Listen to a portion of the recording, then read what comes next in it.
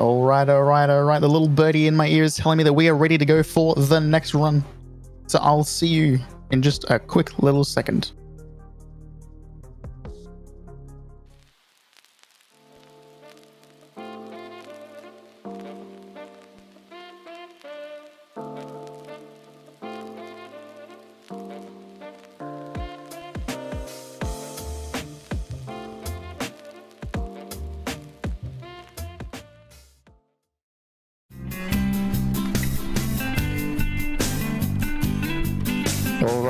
Alright, ladies and gentlemen, boys and girls, and also all my non-binary pals.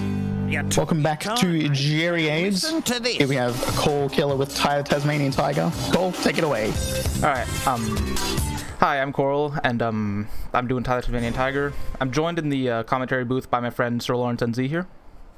Kia ora, that's me. Alright, and we're just going to start off the game. First of all, we're starting in hardcore mode just to make things slightly easier while we're doing some menu shenanigans. But if you guys are ready, I'm going to start going in 3, 2, 1, now. So starting off, we're immediately going to be skipping a bunch of these cutscenes, and we're going to be running towards our first level, shipwrecks. But to do this, we're going to need to jump over this gate by using a well-timed bite with a certain angle. And this will get us into this level earlier when we normally shouldn't be. Oh. This is one of the harder tricks in the run as well. It does come within the first few seconds, so missing it a few times in a marathon isn't too big of an issue here. Yeah, so, like, the reason we're coming to this level early is because we have, like, the ability to swim once we get in here. And this opens up like a bunch of opportunities for time savers throughout the entire game, essentially. And the first level is no different than that. So we come in here to get our swimming ability, and that allows us to do this glitch called a ground swim. And Lon, if you could explain what ground swimming is as I come through everything here. Yeah.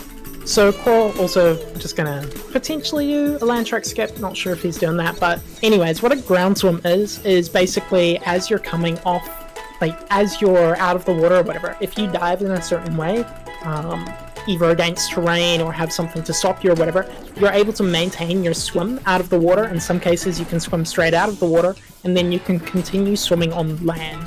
That allows you to swim basically up anything that is not vertical or steeper than vertical. And yeah, it just gives you a whole bunch of movement options. So what Coral's going to be doing just here is he's going to be doing what we call ship to nest swim. This is essential for the one ring route that he is using. This was invented by Brandon and myself. We found this one recently, as of a few weeks ago.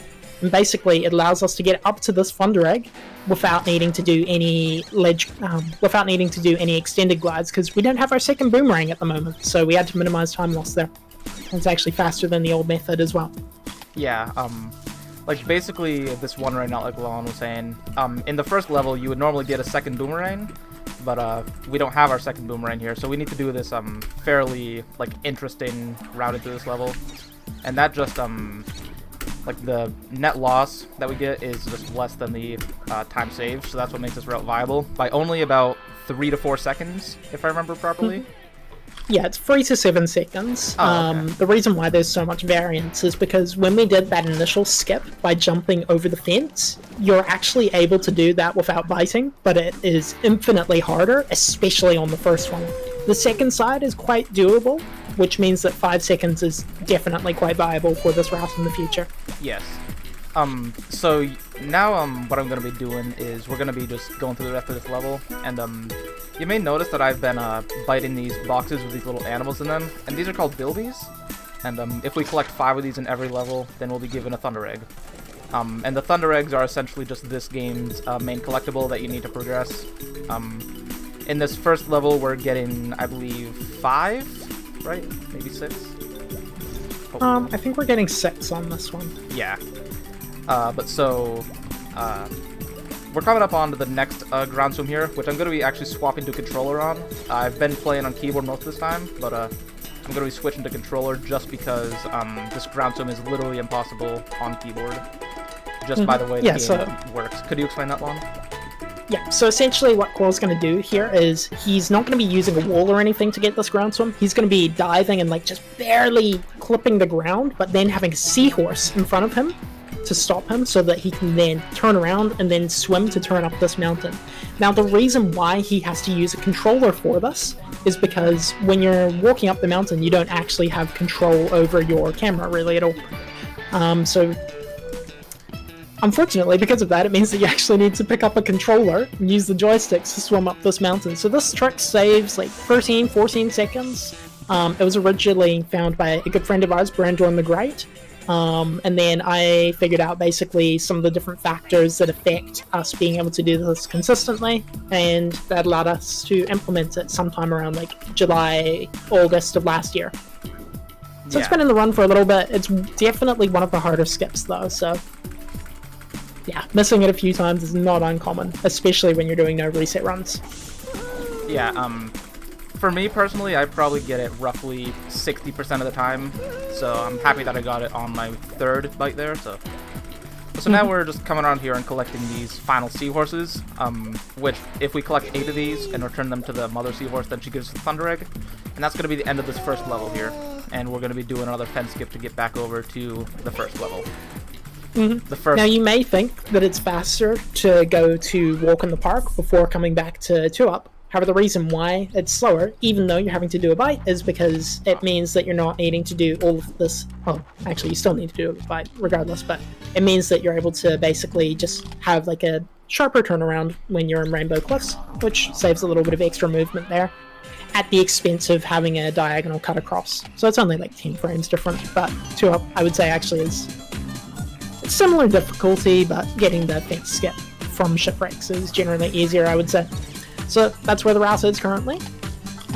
Reason why we did that whole thing of shipwrecks first is because we're able to do a whole bunch of swimming throughout 2-up here, which is able to save something like 12, 13 seconds on 2-up alone, at the expense of like 6 or 7 seconds in Rainbow Cliffs and a few other seconds in shipwrecks because we aren't able to glide.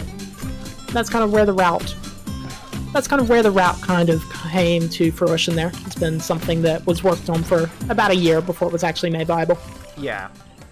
Like the whole concept of one rain has been a thing that we've been trying to do for years at this point, but nobody ever did it until I believe just a few months ago, and even on an older version of this game where ground swim is patched, so they actually had to do things like special. But yeah, that's actually for like a low percent type runner or whatever as a challenge run. It is possible to beat the game with a single boomerang, not on the current patch though. That was actually removed as of the latest patch. Also, how was that 2-up skip, Korl? That 2-up skip was amazing, felt really good. But essentially, 2-up skip is an obsolete trick at this point that used to kill a lot of runs. And, for any percent. For any percent, yeah. In other categories, it's more useful, but basically, you would have to bite and just like shimmy your way underneath that little cave area that I swam under. But now, since we can actually swim in this level, we just need to dive underneath it, and I am like failing a lot of these like ground swims today.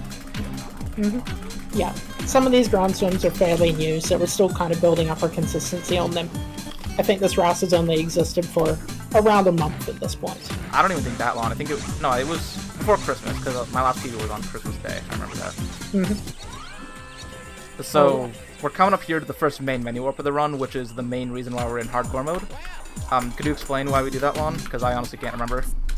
Yeah, so the reason why we do a main menu here instead of going through the mushrooms or doing an exit level, is because we essentially don't want to have to wait for those mushrooms to teleport you back, or you don't want to wait for a second loading screen to go from Rainbow Cliff, to go to Rainbow Cliffs and then back into 2-up. So doing a main menu is just a little bit faster. Yeah. Also, yes, there is didgeridoos in the OST. Chaz is right. Honestly, Ty has one of the best soundtracks out of any game of this era, in my opinion. It's from 2000. Having a little bit of fun with that one, Yeah, that was a bit fun. So we're just exiting level now, and we're going to be entering the third level of the run, being Walk in the Park. In this level, there's a theoretical... how much does Bust Do Swim save? Like 15 seconds? No, nowhere near that much. It's Oh, is it only like 3? It's somewhere in that ballpark. Yeah. Also, just quickly, before we get too far past it, shout out to Equanimity for holding / tying every single time attack world record at the moment. Yeah, basically that whole clock thing that we had to interact with and the timer appearing on the screen, that was what we call time attacks. And I got a 31 second there, but on average I'd probably get a 26 second time in a run. Yeah. Now, this level has a ton of ground swimming here, walk in the park. Also, that first little skip where I got into the valley, that is called Slide 1 skip. It was originally found by Honekes and improved by Brando the Great. All of this ground swimming through the level, swimming up the waterfall, which is kind of wild. Yeah. That was found by Bruh, I believe. He routed out this whole section. Good friend of mine was one of the guys who actually originally got me into the game as well through some mutual friends. And yeah, I think this whole ground swimming route ends up saving something like 40 seconds versus the no ground swim version. So this level is one of the ones that is affected the most heavily by ground swimming. It's something like 50% ground swimming time in the level, which is pretty awesome. Yeah, back to another Bruh. skip. Oh, sorry. Go ahead. Yeah, another little skip that's just coming up in a second as well is Slide 2 skip. That was found by Brando, and that is where the majority of the time save comes in. Yes. I think it's something like 30 seconds for Slide 2 skip. Oh, and even then more than that. Like 45. No, because you need to run across to it as well. Yeah, that's true. And you've got the little bit of extra movement. But yeah, that massive skip by Brandorn, and then Bruh, Chronokeys. Those are the people that have really been instrumental in routing this level. It's also technically about the same speed to get Bilbies on this level, but the route is a lot more complicated. What were you going to say about Bruh? Yeah, Bruh is also the one who got me into this game just by making a tutorial back in 2018 for it. So, Bruh, if you're watching this, thank you. But regardless, yeah, we love you. So regardless, now we're in the first fight of the game, which isn't really a fight. We just need to drag this bull and make him hit these termite mounds, and eventually it'll damage him enough to where he'll just be knocked out.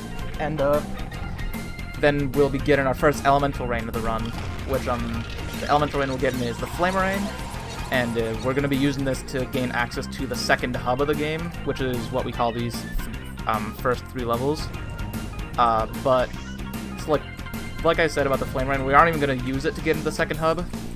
Lon's actually going to perform a little musical number for us, if we're okay with that, just because we love this.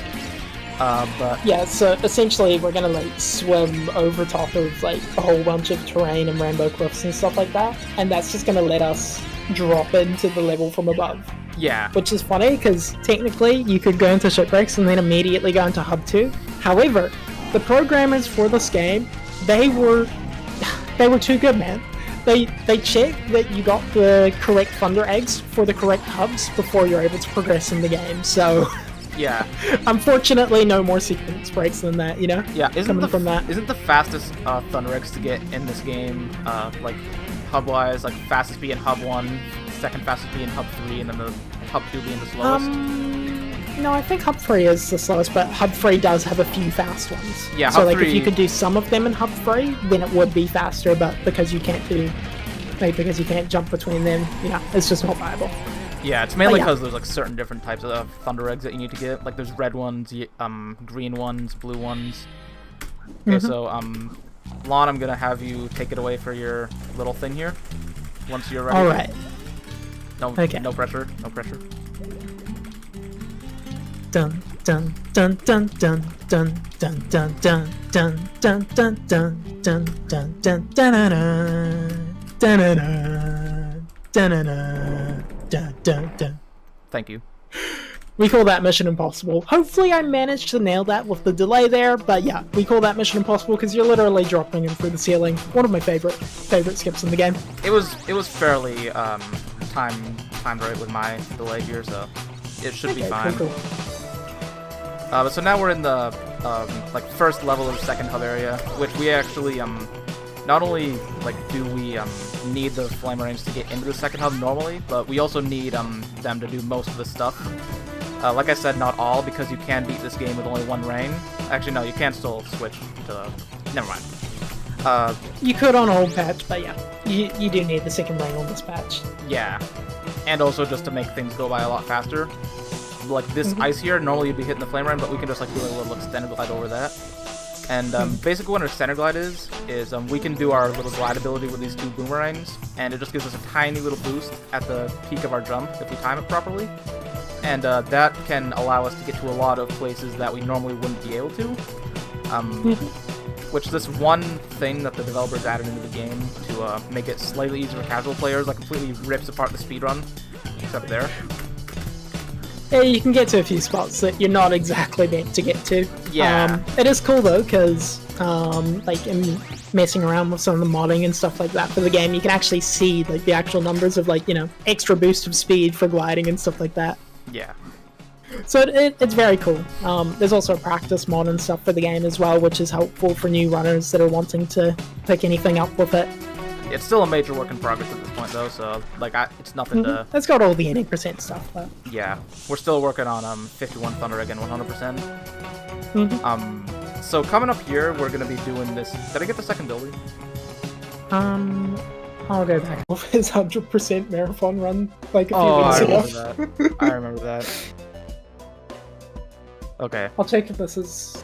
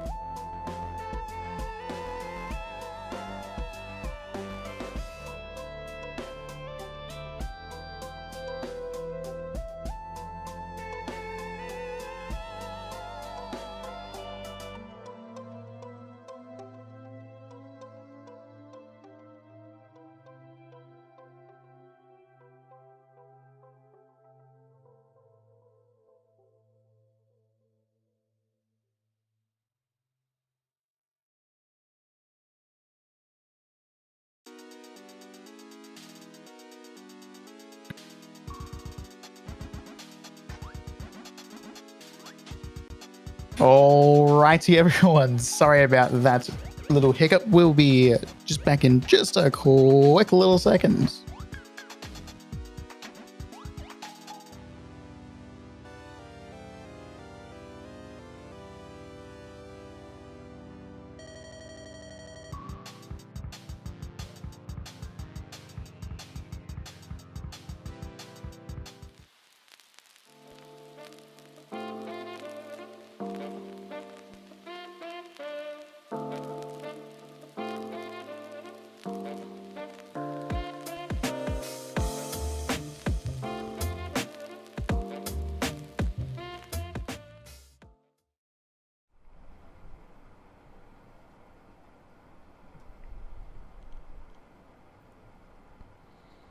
Alrighty, we are back for the rest of the Tasmanian Tiger run. Cole, if you're ready to go, we are ready. Alright, so like resume in 3, 2, 1 now. So like I said, this trick coming up here, I might get it here, maybe. I didn't, but essentially as I'm exiting that water there's a chance that I can get a ground swim, and that I would just like drag from down there all the way up here. Up this side of this mountain until we have to get to this next bilby cage. And once we're here, we're going to be just going up the mountain more to get a few more thunder eggs and bilbies. But so, yeah, I apologize to all the speedrunners of this game. I accidentally found that ground swim, and it is the least consistent trick in the game. Yeah, except for me going up those stairs apparently. But so coming up here... and the blue zones. Yeah. So now we first have these icicles we need to do before anything else, and these spiders are the worst part of it. Yeah, like they can tag Gerri a lot. Yeah, so I think they're fine now. Yep, we're good. But so now we're just gonna be grabbing this thunder egg and moving our way over to the mill. Now the mill used to be the hardest trick in the run because it was one of the only tricks in the run. But yeah, now it's fairly simple, except with this new strategy of mill that we're doing, which I'll be going for in this run. So do you want to like explain how mill skip saves so much time? Yeah, and I'll also explain a little bit of the history on mill skip as well. So mill skip was, we believe that a few people had done it independently or whatever, like just figured it out themselves, but the first documented instance of mill skip, and then also it being introduced to the speedrunning community, was brought to us by, I believe it was Chronikies, who is a very prolific glitch hunter from the Banjo-Kazooie scene. They did a brief stint over with Ty, and they found, I'm gonna say, like a good 3 to 5 minutes of time save within a few months. So they were hugely impactful on the early kind of skips and everything that were found for this game.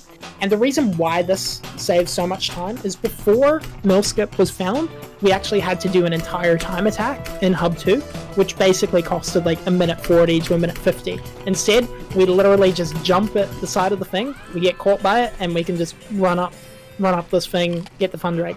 The alternative was to go through all of those like wooden chutes and go into different sections, shoot these buttons, which allows these like big pistons to push up, and then you can jump on top of the mill. Man, 1 HP. Cut it a little bit closer. Yeah, I almost died there. I was like trying to get those guys out of there. But so now we're in the next level, and in this level you notice that we're riding the bull, and this opens up another form of movement that is probably either the fastest or second fastest, or even tied. But sadly it's only in this level. But basically, if we ride this bull, and we have 2 input devices having some perpendicular direction. One forward, one sideways. Yeah, essentially. Then we get a 41% speed increase depending on the angle of your control stick that I have. People can do this by mapping buttons on the controller to have an analog stick movement. I personally do it by just holding the analog stick forward, and it works fairly well for me. D-pad is the way to go. It's really not. My controller is weird. It's like my D-pad's in an awkward spot. But so, sorry, I read the chat. But, so, like, we're just going through this level now, and, probably one of the biggest points of RNG in this run is going to be coming up as soon as I'm finishing these little pipes here. They're the emus. Basically, if we just collect all these emus, then we'll get a Thunder Egg.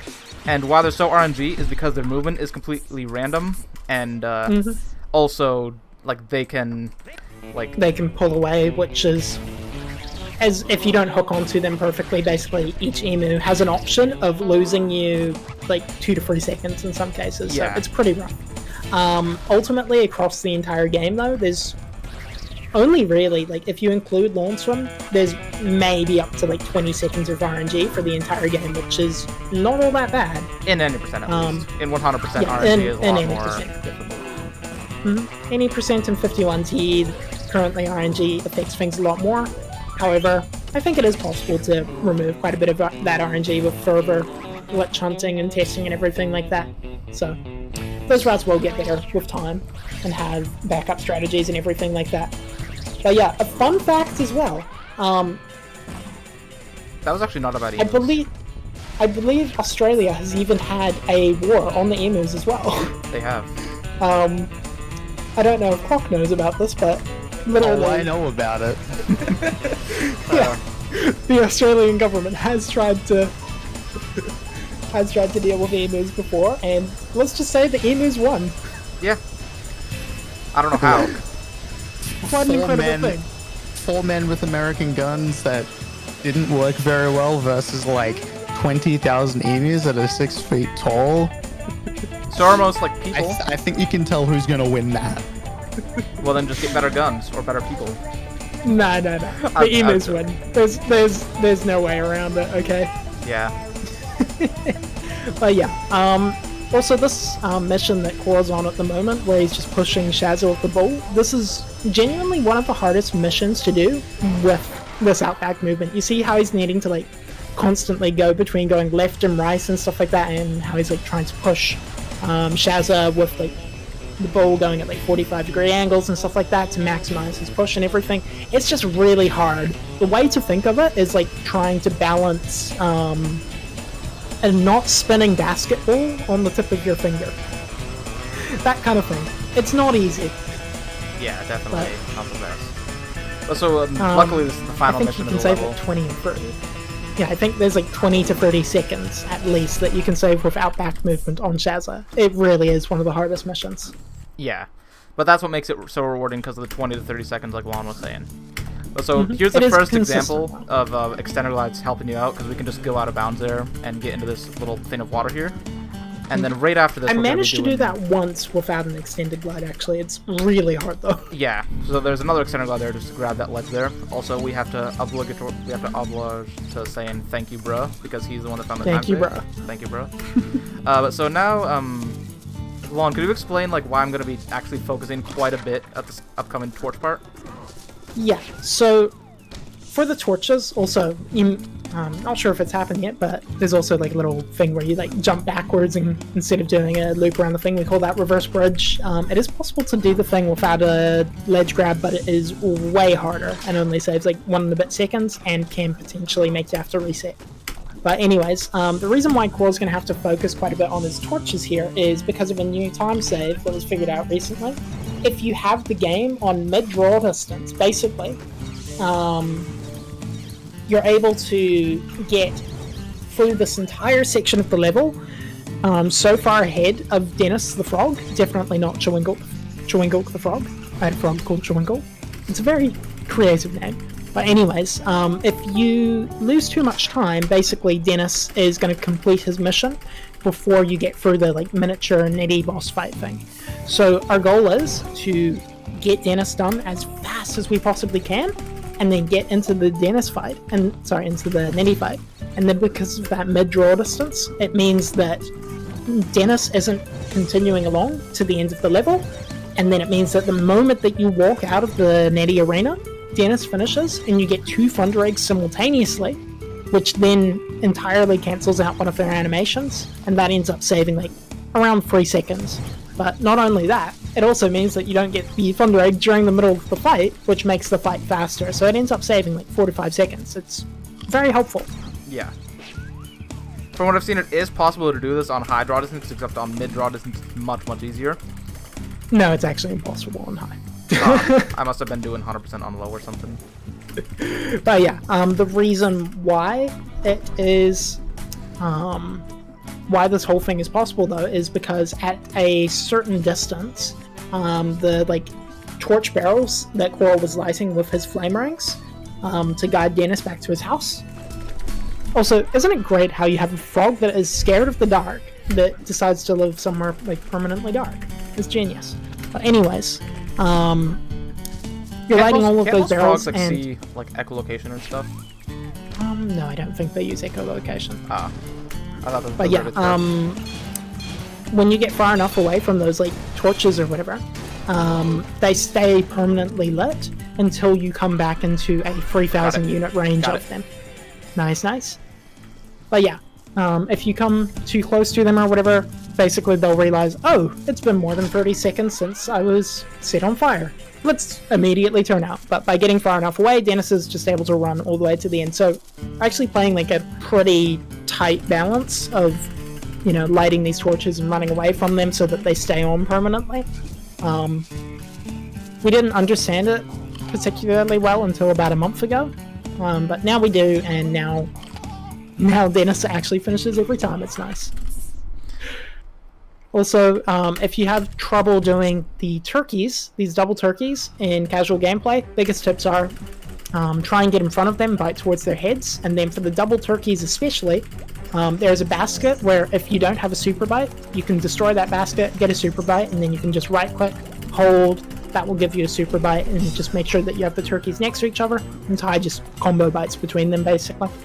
Nice and easy. Yeah, so what I'm doing here is this boss fight with this shark, where we need to like get these shark tanks into their mouth, and it will destroy them with a flame rain.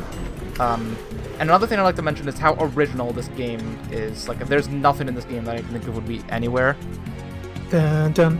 Yeah, thank you. That's enough. But like obviously like a huge reference / ripoff, I have to say, to Jaws, the movie. But I would call it an homage. Yeah, I'd call it like a plagiarism. I'd say they plagiarized. No. Nah. It's a popular culture reference. Yeah. Yeah. So, could you explain the biggest trick in the run, please? That's coming up. Yeah. So, basically, if you've ever played Thai casually, you've had to beat another 3 levels and a boss. Korl said no to that, and he decided that he wanted to find this thing called gate skip. So, a bit over a year ago, Coral, who's running the game right now, he discovered gate skip. That saves like 15, 16 minutes, something like that. It depends on however much time we can save in Hub 3. But essentially you get a ground swim, you swim up that tree, you jump off it, and you're over the gate. And thankfully that portal is just loaded, and you can just skip like 1/3 of the game. It's beautiful. Yeah. Now, what is awesome though, honestly, like, the developers of this game, they did an incredible thing with how they remastered it. So we are currently playing the PC remaster of the game, which is available on Steam, and all of the new consoles and everything as well. But when they did their remaster, when they were adding it in for all of the new consoles and everything like that, they changed up one little part which made ground swimming possible. So we actually got a new bug with the PC version of the game, which makes all of the ground swimming, all of this advanced tech and everything, that's what made it possible. So it makes it an amazing game to run. Also, we didn't even mention that whole out of bounds section there. Yeah, could you jumping off mention the that tree? during the auto-scroller? Yeah, well, we're kind of in the auto-scroller now, aren't we? Oh, yeah. I almost lost 2 minutes. Oh boy. But yeah, you can actually jump off of like a little tree and cast past there, and you got that whole swimming out of bounds section. The jumping off the tree part, that saved like 45 seconds to a minute. That was found by Chronikies once again. And then Brandorn and Dr. Landshark are the people who added in that whole out of bounds swimming section, which saved like another 10 seconds on top of it. But yeah, ground swimming has been an incredible thing for the game. It's what made me want to run it, and it's also really just brought a lot more energy and everything towards the game, and glitch hunting and everything like that as well. So we've seen a lot of progress in mainly the last year since ground swimming came into the game. I think ground swimming, was it found like April or something? April, May? I think it was exactly May 22nd of 2020. And yeah. Then gate skip was found first. by Brandorn. Yeah, Brandorn found ground swimming, so you can thank Brandorn for the 90% and me for gate skip.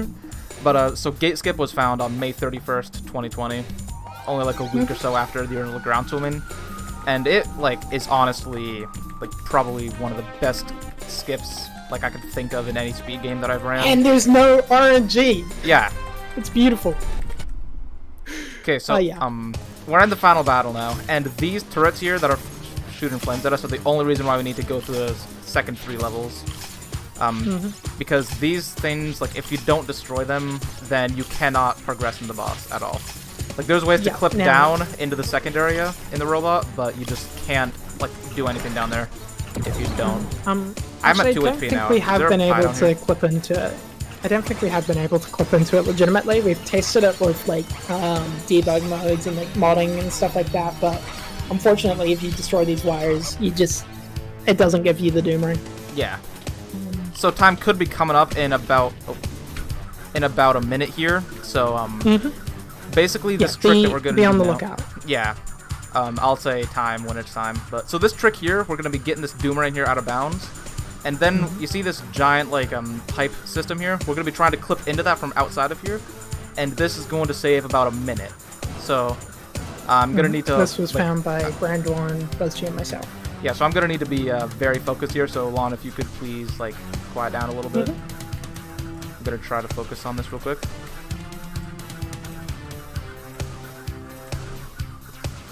And that's time.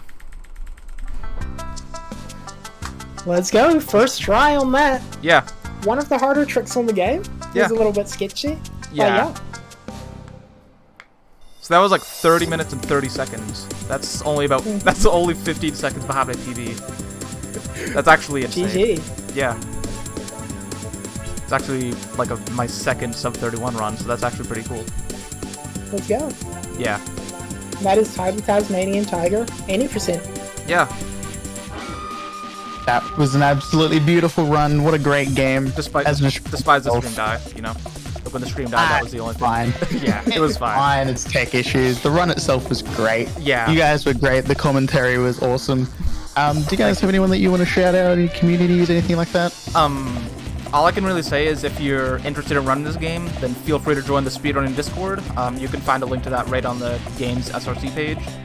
There you can like directly talk to Lon and I and other top level runners, and we can give you like advice on how to start running this game, as well as just you know, if you just want to talk to us, then go ahead.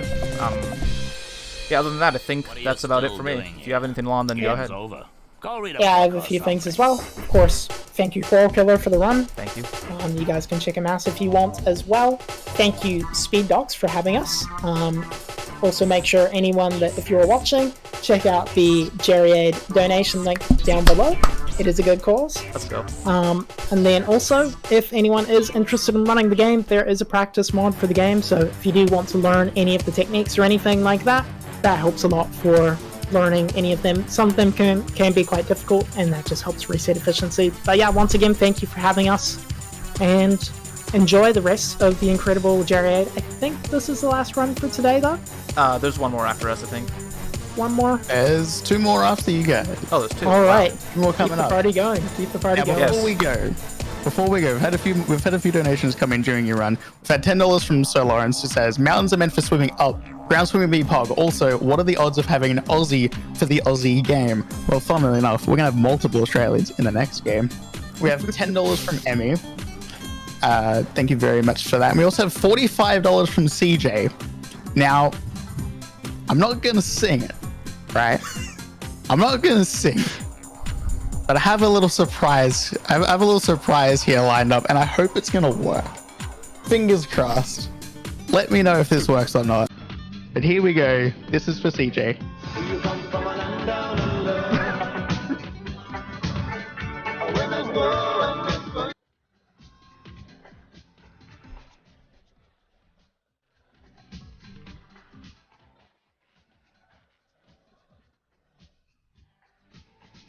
There we go. I'm not singing that.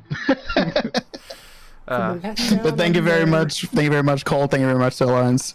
We will be right back with some awesome action. We got some good Ratchet and Clank action coming up soon. We'll see you in just a few minutes.